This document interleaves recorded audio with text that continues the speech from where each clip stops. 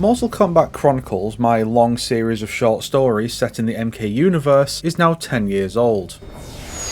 What started as a simple exploration of the relationship between Bi-Han and Kuai Liang, who have still only officially interacted as Sub-Zeros in a one-panel flashback by the way, has since expanded into 87 chapters depicting the relationships and arcs of numerous characters, from Kung Lao and his jealousy of Liu Kang, to Mileena and her growing sense of ambition, to the decade-spanning relationship between Johnny Cage and Sonya Blade. To celebrate this milestone, I'm going to go over some of the highlights of the series, as well as inform you that I'm releasing a ground-up rewrite of the first chapter today to celebrate and to highlight how my writing has changed and hopefully evolved in the decade since this all began. Fittingly, I approached this the same way I did the MK9 critique redo that got me thinking about the missed opportunity that spawned this series to begin with. Start fresh, write the whole thing, and only then go back and reread the old one to see if there's anything I missed that's worth bringing back. Early on, the stories were very short. For comparison, the original chapter 1 was just over 2 pages long. The script for this video is double that. The new version is 7, adding new details and including references to later developments in MKK. Early chapters were just shorts focused on aspects of characters I found interesting, or ways to combine different takes on a character, like amalgamating the humble Kung Lao of early games with the jealous and eager to prove himself versions that came later, how Mileena's existence comes about without Shang Tsung having to be 10,000 years old, and how Scorpion can return from death without Quan Chi being involved at every turn. The first real start of MKK was Mileena, with chapters focusing on her introduction to Kitana, the degradation of her mental state from being resurrected specifically as a test run for Sindel, and how both sorcerers test their manipulation on her, setting her up as a person with no agency in her own existence, contrasted with the heights she reaches later on.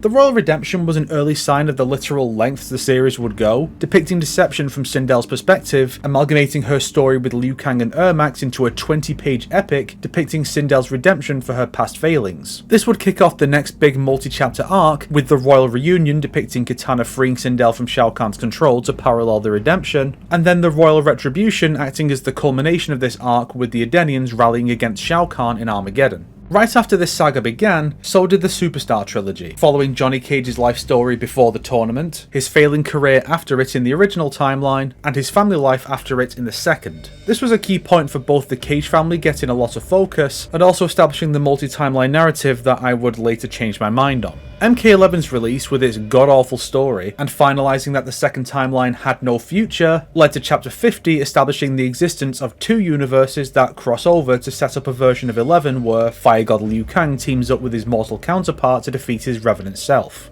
Universe K depicts the canon idea of 2 timelines, being used mostly to tell stories that require the time travel and multiple timelines in order to work, such as MK11 Frost discovering a time-displaced Cyber Sub-Zero, or Kotal Khan having to fight his own Jade, the Revenant, while her past self struggles to comfort him. Universe M depicts a merged timeline where MKX follows Armageddon, and elements of each timeline can bleed into stories of the others, such as Cassie and Jackie being born after MK4, teenage Kung Jin being tasked with guarding Liu Kang's tomb during Deadly Alliance, and Johnny Cage building a family whilst trying to rebuild his career in the Superstar's life story, which started as an amalgamation of the existing Johnny tales with some scenes moved around and reworked a bit, but ended up doubled in size with original content for a full 50 pages. Still didn't include how he and Sonya met until later though.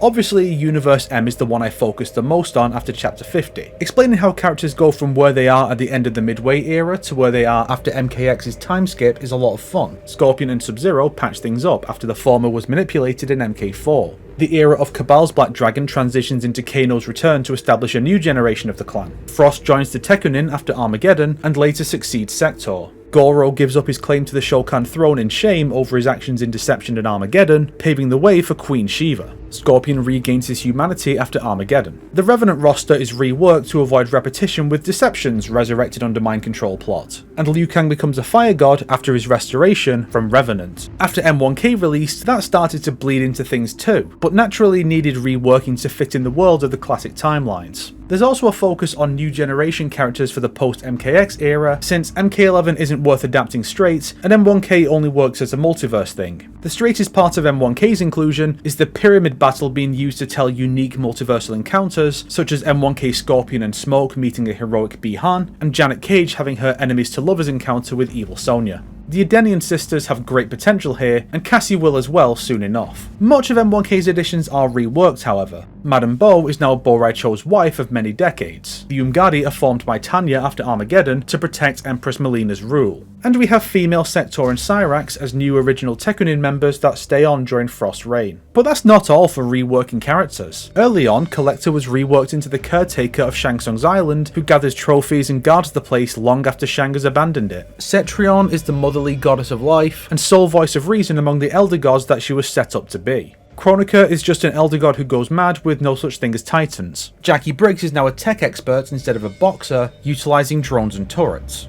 Hornbuckle is Liu Kang's missing brother Liu Chao. Kana and Jubei are the family of the Shiraidu founder, Takeda. Jimmy Cage is Johnny's down-on-his-luck nephew instead of his dubiously canonical brother. Scarlet is trying to find her place in the world after Xiao's supposed death, much like Ermac. Chameleon and Chameleon, having no story at all at the time, are a single gender-fluid creation of Shang Tsung for his old pal Reptile. I even pulled in Kali from Conquest to be Sindel's friend and confidant instead of Kitana's. And then we have the fully original characters. Valkyria is the last queen of Vaeternus who takes on Twindel's story as Shao Kahn's empress up until MK2. Tarantula is Quan Chi's revenant secret weapon to protect him from Scorpion after Armageddon.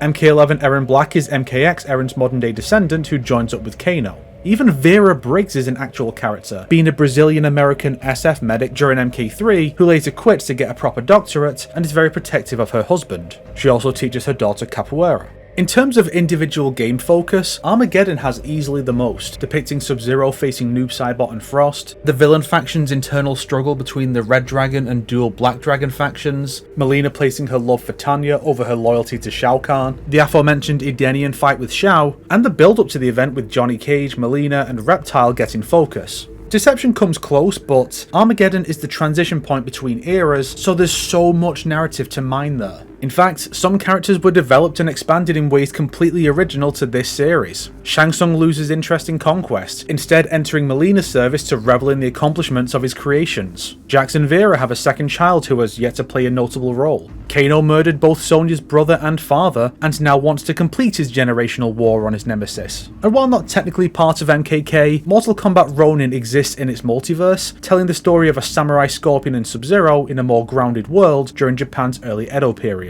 It shouldn't take 2 years between chapters 2 and 3, but I've been wrong before. Outside of the stories themselves, I made a few videos giving brief overviews of each chapter, had a few chapters made into audiobooks that sadly didn't perform all that well, and had a piece of art made based on the first chapter. The series even got a TV tropes page made by some mad lad. That was surreal but encouraging. As for what's on the horizon for the series, the next chapter should be the culmination of the new gen Black Dragon storyline. After that, I want to do that story about M1K Kitana and Melina on the pyramid, Ronin chapter 3, and I have some ideas for where Rain fits in after Armageddon. Please give the stories a read if you're interested. They're available on DeviantArt, fanfiction.net, and Archive of Our Own, all linked below. I even have a directory that lets you see the stories by game or by characters to help you find one that interests you.